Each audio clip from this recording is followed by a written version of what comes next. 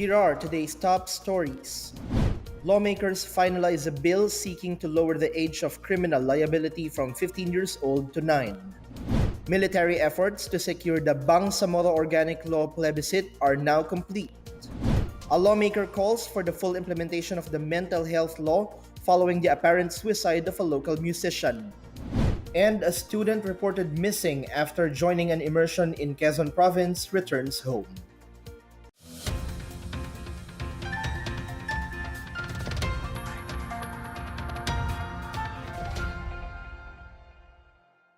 Good day, I'm William Theo. Welcome to the PNA Newsroom.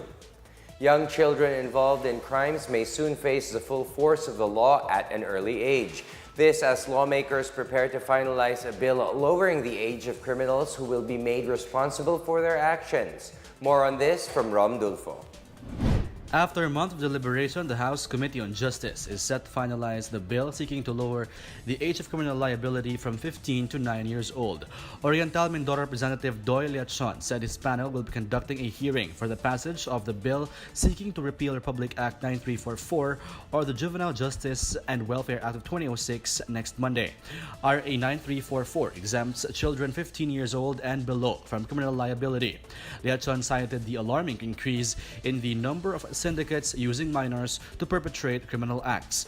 The chair of the House Justice Committee said the panel considers the bill a priority in line with the Duterte administration's efforts to curb violence and crime. In 2017, President Duterte called on Congress to lower the age of criminal liability to ensure that the Filipino youth would accept responsibility for their actions and undergo government intervention programs. A similar bill has been filed by Senate President Vicente Soto III, although his bill seeks to lower the age of criminal liability to 13. Soto cited a study done by the Child Rights International Network, which showed that the average minimum age of criminal responsibility on Asia and Africa is 11, while it is 13 years of age in the US and Europe. The Philippine National Police has aired its full support for the bill lowering the age of criminality, saying some juvenile delinquents are deliberately committing grave crimes, knowing they would not be prosecuted under law. For the PNA Newsroom, I'm Rom Dulfo. There is no meningococcemia outbreak nationwide. This as the Department of Health investigates the death of a 2-year-old girl who showed signs of the disease. The patient was pronounced dead on arrival at the Valenzuela City Emergency Hospital. A team from the department has collected specimens and is still awaiting test results. The DOH also provided post-exposure prophylaxis to close contacts of the patient. Meningococcemia can spread through direct contact with discharges from the nose and throat, the DOH said. The local government of Valenzuela City later on announced that the investigation into the suspected meningococcemia outbreak in VCEH turned out negative. It advised the public not to panic and to take care of their health. A lawmaker is urging the government to fully implement the Philippine mental health law. This is to prevent further deaths caused by mental illness. Quezon City Representative Winston Castelo seeks aggressive information dissemination and determined implementation of the Philippine mental health law. The remark came following the death of Brian Velasco, a drummer of the band Razorback. The Department of Health reports that 1 in 5 Filipino adults has some form of mental illness, topped by schizophrenia, depression, and anxiety. The Philippine mental health law was signed by President Rodrigo Duterte in June of last year. The Department of Foreign Affairs issued a new warning to Filipinos in Tripoli, Libya, over the continued military buildup and renewed factional fighting in southern Tripoli. 6 have died and 20 were injured since the clashes broke in Qasir Ben Gassir district last Wednesday. Reports say rival militias known as the 7th Brigade and a collection of factions called Tripoli Protection Force are involved in the clashes. Chargé d'Affaires Mardonel Melicor says a Filipino in Qasir Ben Gassir and other adjoining districts are advised to move to safer areas. The DFA assures to repatriate the more than 1,800 Filipinos still in Tripoli back to the Philippines if things escalate. Filipinos who need assistance may call the embassy's hotline shown on your screen.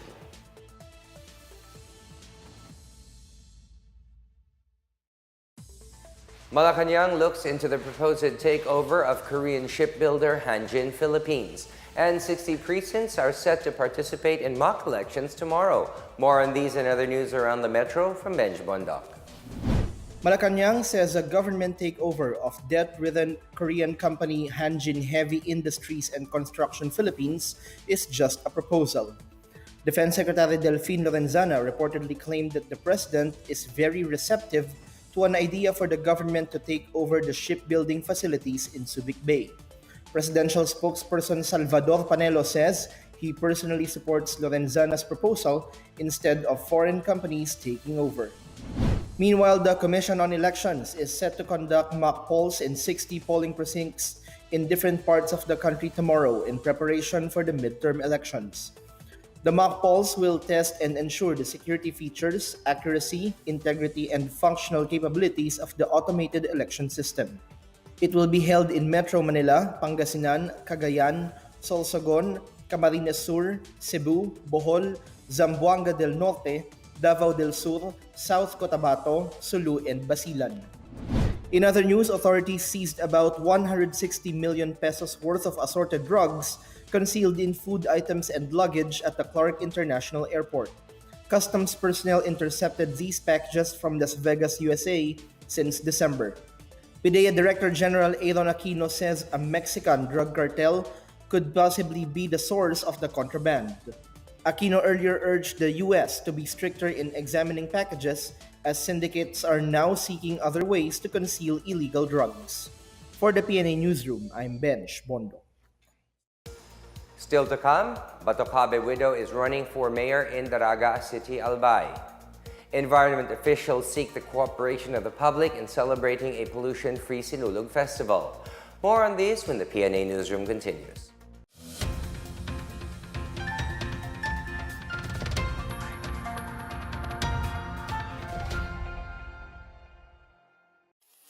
Ito ang Duterte on Duty. Ulat sa ginagawa ng presidente. January 4, Biyernes. Nag-aerial inspection si Pangulong Rodrigo Roa Duterte sa mga lugar na nasalanta ng Bagyong Usman sa Albay at Camarines Sur. Sinundan ito ng situation briefing at tinalakay ang naging kabuuang pinsala ng bagyo. January 7, Lunes, Malacanang. Pinanumpa ng Pangulo si General Carlito Galvez Jr. bilang Presidential Advisor on Peace Process. Kinagabihan ay pinulong naman niya ang kanyang gabinete para sa 33rd Cabinet Meeting. January 8, Martes, Pasay City. Pinangunahan ni na Pangulong Duterte at DILG Secretary Eduardo Año ang Barangay Summit on Peace and Order na dinaluhan ng nasa 4,000 lokal na opisyal mula sa National Capital Region. Inanunsyo rin niya ang planong rehabilitasyon sa Manila Bay. Kaya sabi ko kay Roy Simato, Jan Simato, pati si Jan Anyo, you start cleaning the Manila Bay. And it will be, they will start to clean it. Lagyan ninyo yung water treatment yung hotel nyo, pag hindi, siraan ko yan. Huwag mo akong hamunin. You do something about your waste there or otherwise I will close it. Sigurado yan. Malacanang. Nag-courtesy call sa Pangulo ang President and delegation of the House of Councilors of Japan. January 9, Miyerkules, Imasalang, Masbate. Inilunsad ng Pangulo ang programang Negosyo-Serbisyo sa Barangay na may layong palitan ang sistemang 5-6 sa pamagitan ng microfinancing o pautang sa maliliit na negosyante. Kataingan, Masbate. Personal na kinausap ni Pangulong Duterte ang nasa 200 dating miyembro ng New People's Army na sumuko sa gobyerno. Ako po si Secretary Martin Andanar at ito ang Duterte on Duty. Abangan sa susunod na linggo ang mga gagawin ng Pangulo.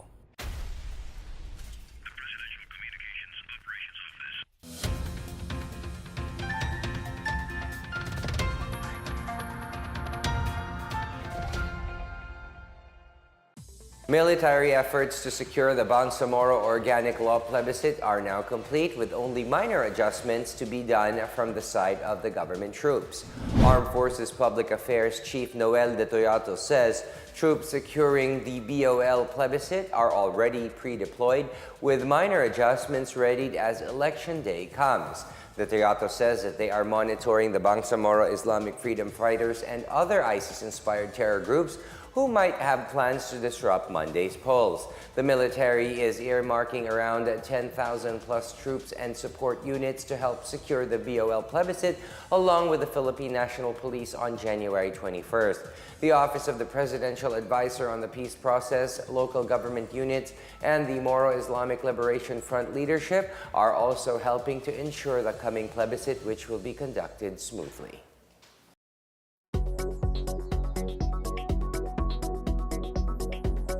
The government continues to push for the modernization of public utility vehicles in a bid to improve traffic conditions in Metro Manila. What does the transport sector have to prepare for as the country makes way for modern PUVs? Let's find out in today's Business Matters with Miguel Hill. Welcome to Business Matters. I'm your host, Miguel Hill. With us today is the National Chairman of the Liga ng Transportasyon at Operators ng Pilipinas, none other than Mr. Orlando Orly Marquez. Sir, good day and welcome to the show. Good day, Miguel, at good day sa ating mga tagapanood. Today we're going to talk about transport modernization, in particular the modernization or the proposed modernization of the public utility vehicle system in the Philippines. I'm calling it a system because there are a lot of components to it. Tama po. You have the jeepney, di ba? Nandiyan yung mga bus. UB Express. Pati yata yung Tricycle. mga school service, school Opo. bus service Mga sa truckers. nyo. Opo. Mga truck, okay. Oo. Pero alam ko, Ka-Orly, yung pinakamalapit sa inyong puso ay Jeep. yung jeepney dahil Opo. dahil diyan kayo sumikat at sa inyo yung mga air-conditioned buses sa Jeep sa Makati. Sa Makati. Okay. Pag sinabi natin na modernization ng transportasyon, modernization ng ano? Ba'y pagpapalit lang ng mga sasakyan? Hindi po. Ang aking isinadmit sa Kongreso at Senado, Sir Miguel, ay comprehensive. Pag sinabi mong comprehensive, pag minodernize mo yung sasakyan, kasama yung modernisasyon sa kaalaman ng mga tsuper. So, i-modernize din yung mga Modernize driver. natin lahat. Modernize ang driver at i-modernize din natin ang kakalsadahan.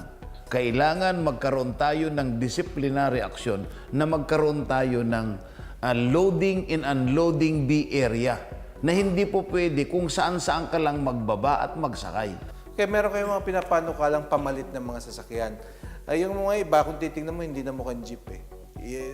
Parang mga minibus na. So, saan ang galing ito at kaya ba itong bilhin ng pangkaraniwang mga operator? Sa tingin natin, dahil nga yung proposal ng Pangulo, first time in history, na ang ating gobyerno ngayon na sa pamamumuno ng ating Pangulong Duterte at pamamagitan ni Secretary Togadi, nagkaroon tayo ng offering ng gobyerno na subsidy na hindi nangyari nito kahit kailan. Ngayon lang. Bahagi ng pagbili ng Yung down payment na kung tinatawag na government project, yung 5% na pang-equity mo, pang-down mo, para makapagpalit ka ng luma, sasagutin ng gobyerno. Ganon, ho. Linawin lang natin sasagutin, hindi pa uutang. Sasagutin yung 5% na equity. Yung pong sumobra na doon, yung 95%, yun po yung uutangin ng mga cooperative dahil nga ang programa ng ating gobyerno ngayon magre-reduce ng problema. Dahil nga individual ngayon ang operator na pumupunta sa LTFRB, LTO. So ngayon ang gusto ng gobyerno, consolidation. Very briefly, itong mga sasakyan na pinag-uusapan natin, saan ito nagkaiba? Anong pagkakaiba nito dun sa mga nakagawian natin mga jeep? So una ho, yung tinatawag na Euro 4 compliance. Yung pong makina, ito po yung mga makabagong makina na turbo diesel engine na electronic fuel injector. So yung mga tumatakbo kasi ngayon, Sir Miguel, ay umaabot pa ng 7 to 9% yung kanilang smoke emission. Pag pumasok ka na dun sa average na ganun, halos tinatawag na natin na parang pusit ang lumalabas doon sa, alam mo yung tubig ng pusit na maitim. Ganun. Pero yung ngayon, itong ini-introduce o yung ipapasok natin ngayon, wala nang ganun. Wala nang ganun. Pero mayroon po tayo ring mga invention ngayon na para lang maibsan yung pollution at magagamit pa yung mga luma for the meantime. Kasi mayroon na tayong tinatawag na standard system. Yung standard, yung pang-daigdigan, oho, mga pamantayan. International Engineering Safety Standard ang tawag namin doon. So pag sinabi mong yun, ang jeep kailangan na magsasakay ng 20 passenger hanggang 32 passenger, dapat ang tao ay nakakalakad sa gitna sa loob ng sasakyan. Kalando. Ang pintuan sa tagiliran. That's it for Business Matters today. We'll be back for the second part of our interview with Calando Marquez regarding the modernization of local transport industry. In General Santos City, police are eyeing a drug group in the killing of a police intelligence officer last week. PO3 Joseph Pequerda was reportedly on his way to an operation when he was shot dead by two motorcycle riding suspects in Barangay San Isidro last January 7. Police Director Senior Superintendent Raul Supitar says investigators found evidence that the murder was perpetrated by an organized group. He says Pequerda may have earned the ire of the suspects for his involvement in the previous anti-drug operations. One of the two gunmen who were believed to be hired gunmen from North Cotabato was already arrested and now facing murder charges. The widow of slain Congressman Rodel Batocabe runs for mayor in Daraga, Albay. Meanwhile, the DILG defers special elections for vacant Sangguniang Kabataan seats. More on these and other stories from the provinces from Janice Cabe. In Albay, the wife of the late Ako Bicol Party List Representative Rodel Batocabe will run for mayor in place of her husband. She will be officially declared as candidate as soon as she arrives home in time for her husband's 40th day of death. Comelec Bicol has placed Daraga under its control following the death of Batocabe. In Iloilo City, the special elections for the Sangguniang Kabataan is deferred until March 31.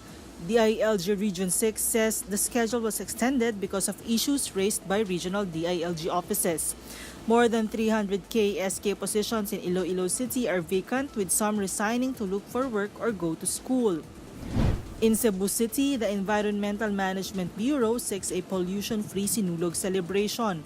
The EMB and the local government have put up 50 eco stations along the Grand Parade route so the public can dispose of their trash properly.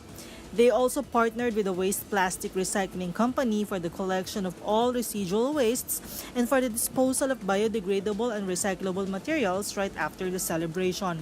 The undertaking is in line with the National Zero Waste Month celebration.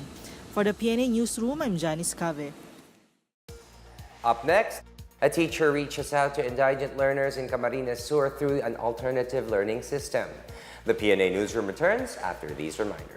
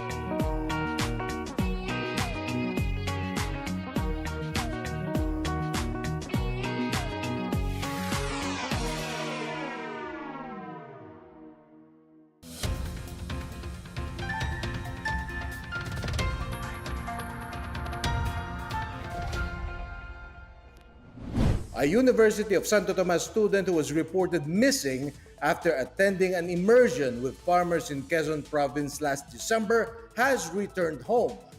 18-year-old Risa Divine Camingawan returned home Wednesday night after her father asked for help from a radio station to find her. Roland Camingawan also confirmed her return to the Varsitarian, UST's official student publication. The father earlier said Risa texted him about joining an immersion with farmers in Quezon Province this Christmas.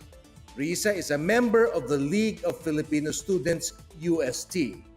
In a separate statement, the LFS clarified that Risa was not missing and that there were communication difficulties in Quezon where she had her immersion.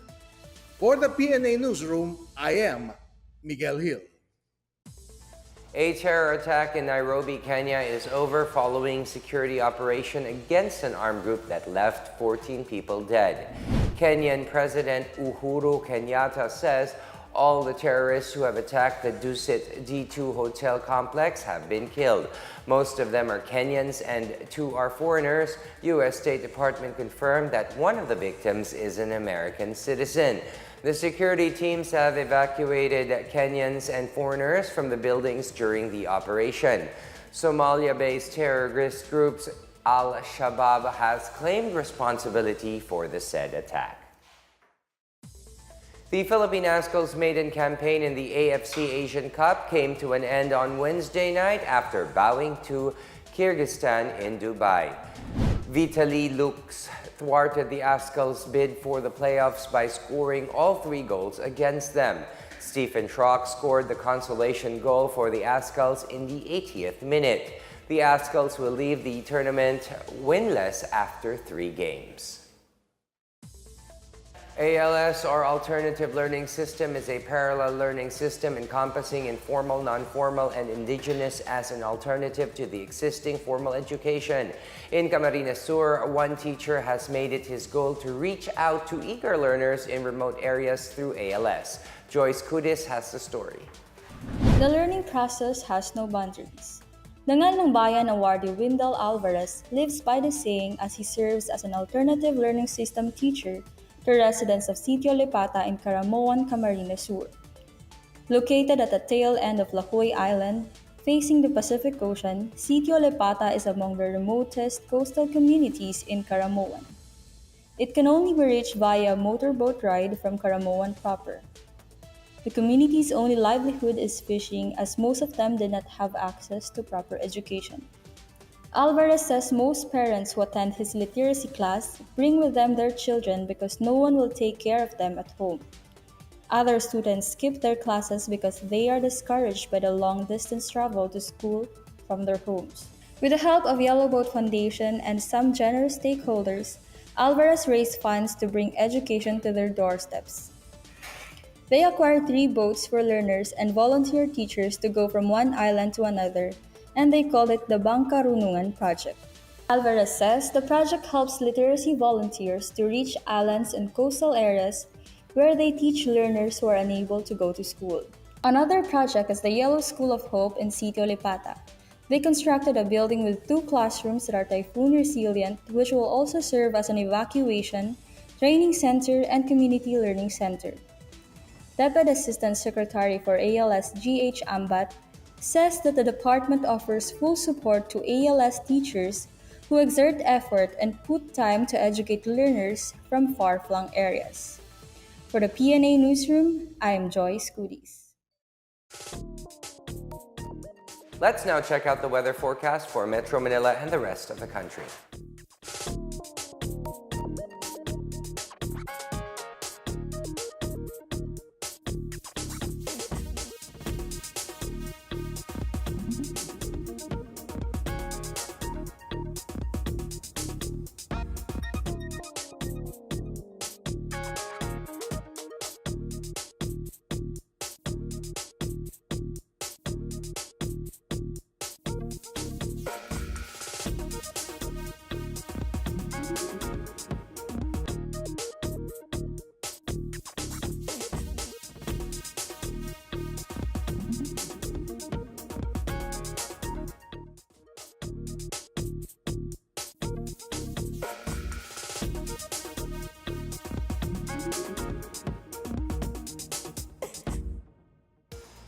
Let's take another look at today's biggest stories.